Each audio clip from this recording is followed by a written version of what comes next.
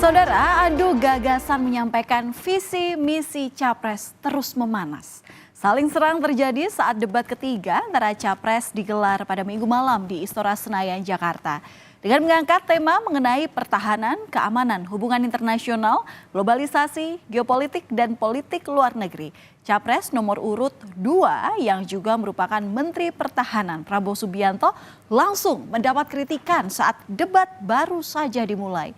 Bahkan etika berpolitik kembali diungkit hingga saling serang terjadi.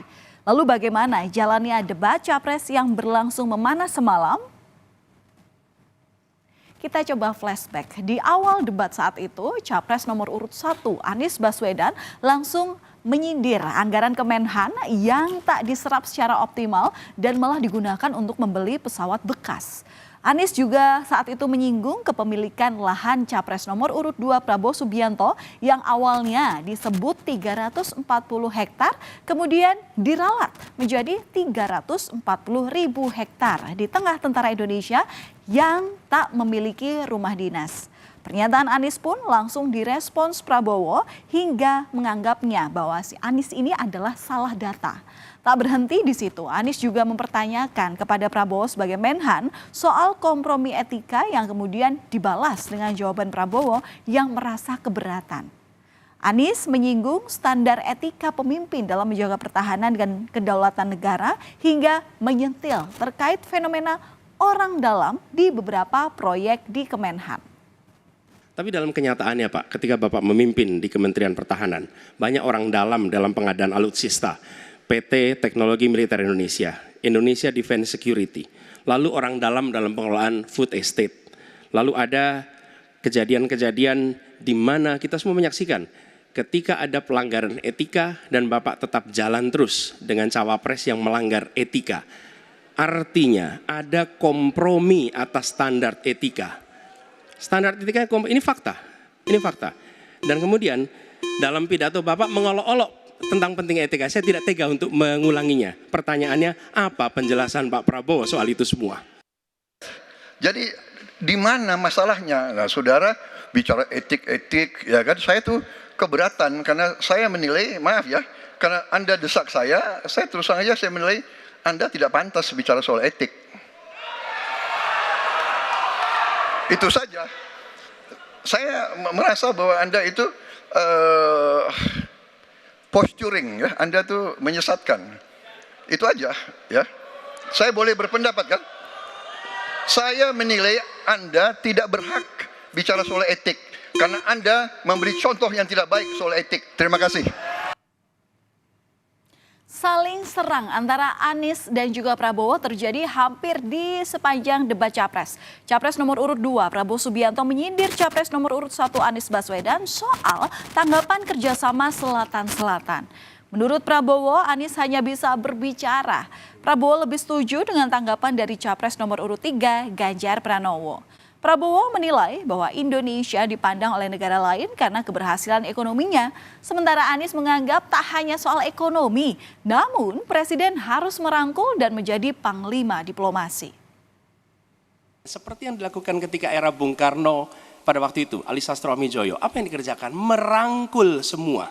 Membawa apa yang menjadi agenda Selatan-Selatan, bukan menceritakan agenda kita. Semua orang bisa baca di Google tentang apa yang kita kerjakan. Tapi kalau kita menjangkau pemimpin-pemimpin Selatan-Selatan dan Presiden menjadi panglima diplomasi, bukan sekedar hadir di forum-forum menjadi salah satu penonton, salah satu hadirin, tapi datang ke sana membawa ini agenda Selatan-Selatan. Kita mau mimpin, kita mau bawa agenda, kita mau cerita itu cerita, omon, ya, tak bisa. Kenapa negara-negara selatan sekarang melihat ke Indonesia? Karena kita berhasil membangun ekonomi kita. Jadi tidak hanya omon, kerjanya omon saja, nggak bisa. Melihat panasnya debat antara Anies dan Prabowo, Capres nomor urut 3 Ganjar Pranowo berusaha mendinginkan suasana. Ganjar pun kemudian berkelakar semoga dengan posisi podiumnya yang berada di tengah bisa menjadi pendingin antar keduanya. Kami persilakan Bapak Ganjar untuk menjawab pertanyaan dari Pak Prabowo. Waktu Anda 2 menit, silakan Bapak. Terima kasih. Mudah-mudahan saya didudukkan di tengah, memang agak mendinginkan dua kawan saya kiri kanan. Saudara, dalam debat ketiga ini, Anies dan Ganjar kompak mengkritik kebijakan pembelian alutsista bekas oleh Kementerian Pertahanan di bawah kepemimpinan Prabowo Subianto. Capres nomor urut 1, Anies Baswedan menyoroti utang negara yang dianggap tidak produktif karena untuk membeli alutsista bekas. Sementara Capres nomor urut 3 mempertanyakan ide Prabowo membeli pesawat bekas yang dinilai berbahaya dan menjadi resiko tinggi bagi para pilot.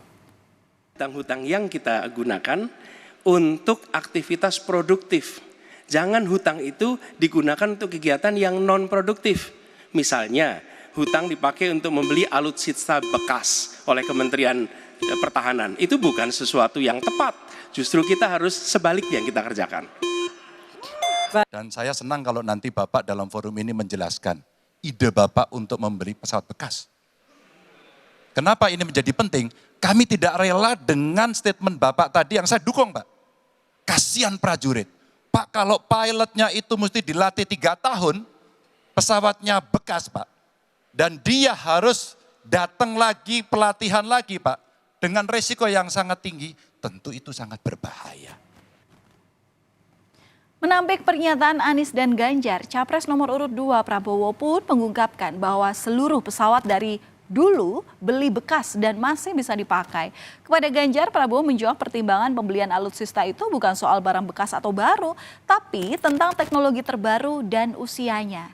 Sementara kepada Anies, Prabowo menyatakan apa yang disampaikan Anies soal alutsista bekas menyesatkan dan tidak pantas disampaikan oleh seorang profesor. Ya, jadi dalam alat perang saya katakan bukan baru dan bekas, tapi usianya. Kalau pesawat flying hours. Dan tadi ya sekali lagi Pak Anies ngomong-ngomong barang bekas karena Pak Anies rupanya tidak mengerti masalah pertahanan. Ya, tidak. Saya bersedia Pak Anies mengundang Pak Anies di tempat yang Pak Anies suka, kita diskusi. Saya akan bawa data. Saya akan bawa data yang sebenar-benarnya. Ya, jadi barang-barang bekas itu menurut saya menyesatkan rakyat. Itu Pak tidak pantas seorang profesor ngomong-ngomong begitu. Memasuki akhir debat Capres, Ganjar Pranowo menjadi panas usai data yang disampaikan dianggap salah oleh Prabowo. Ganjar merasa terpantik hingga berbicara lantang hingga menantang Prabowo untuk adu data soal peringkat kekuatan pertahanan Indonesia yang mengalami penurunan saat dipimpin Prabowo sebagai Menteri Pertahanan. Saya pengen data yang Bapak katakan salah, data pertahanan Anda ini, Anda pertahanan saya, silahkan Anda bantah di sini. Bapak tidak mampu membantah dan Bapak menjelaskan pesawat bekas. Saya tidak pernah berbicara pesawat bekas dalam pertanyaan saya. Minimal saya bertanya, tadi kalau Bapak, maaf mendengarkan terakhir, capaian MIF kita hanya 65-49% dari target 79% dan ini mengkhawatirkan karena akhir tahun ini sudah harus selesai. Bapak juga tidak menjawab. Jadi artinya sebenarnya apa yang Bapak jawab dari seluruh pengelolaan pertahanan yang ada di Indonesia ini? Ya, jadi begini, yang Bapak ungkapkan itu saya bisa bantah, waktunya tidak cukup. Saya siap berjumpa dengan Bapak, mari kita bahas satu persatu akan saya buktikan. Saya butuh hari ini, Pak. Nggak bisa, saya tidak dikasih waktu. Jadi Anda tidak fair. Anda minta saya kasih penjelasan yang begitu rumit, tapi waktu saya terbatas. Jadi saya transparan, saudara. Panasnya debat Capres ketiga membuat dua calon presiden yakni Anies Baswedan dan Prabowo Subianto tidak saling bersalaman di akhir acara. Prabowo dan Anies terlihat bergantian menyelami Capres nomor urut 3 Ganjar Pranowo. Namun setelah itu keduanya tak tampak bersalaman satu sama lain. Anies Baswedan menyebut sudah mencari Prabowo, sementara Prabowo merasa tidak didatangi oleh Anies. Sesudah selesai saya mencari, tapi sudah tidak ada, jadi tidak tahu kemana harus salaman. Oh, dia nggak datang ke saya lebih tua dari dia. Saya lebih senior dari dia. Ya, oke, terima kasih. Meski berlangsung panas, para capres berharap debat Pilpres Minggu malam kemarin dapat menjadi penilaian masyarakat. Apakah ketiga kandidat ini benar-benar peduli dengan keinginan rakyat dan bangsa ini? Debat bukan sekedar saling serang, tapi harus dapat memberikan panggung dan sarana bagi pemilih dalam memperoleh informasi. Adu gagasan serta visi misi demi bangsa tetap menjadi yang utama.